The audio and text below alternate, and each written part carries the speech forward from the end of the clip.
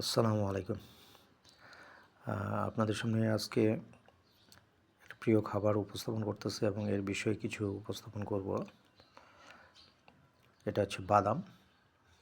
সচরাচর মানুষের একটা প্রিয় খাবার। আমরা এই বাদামের মধ্যে অনেক পুষ্টিগুণ উপাদান পেয়ে থাকি বাদাম খাওয়ার ফলে। তবে নতুন একটা বিষয় আছে, যে বিষয়টা আপনাদেরকে আমি জানাচ্ছি। বাদামের মধ্যে আমাদের যে পুষ্টি উপাদান আছে সেগুলো হলো কার্বোহাইড্রেট, প্রোটিন, খাদ্যশক্তি, calcium, iron, carotene, vitamin B সমৃদ্ধ এই খাবার।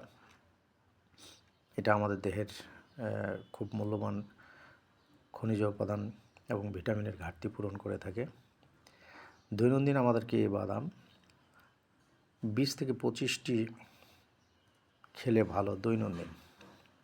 কিন্তু এর মধ্যে এই বাদামের যে দানা আছে, দানার উপর যে লাল পাতলা আবরণ, এই আবরণ আমরা অনেকেই কী করি, এইভাবে মোচড় দিয়ে উপরে এটা ফু দিয়ে খেয়ে ফেলি।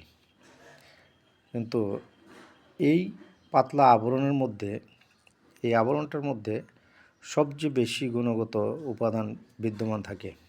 এটা হলো পাতলা ফাইবারযুক্ত আবরণ। এটাই শরীরের ক্যান্সার প্রতিরোধী। আমরা কিন্তু বাদাম খাই ওটা ফু দিয়ে বা ফেলে দিয়ে, কিন্তু উচিত না।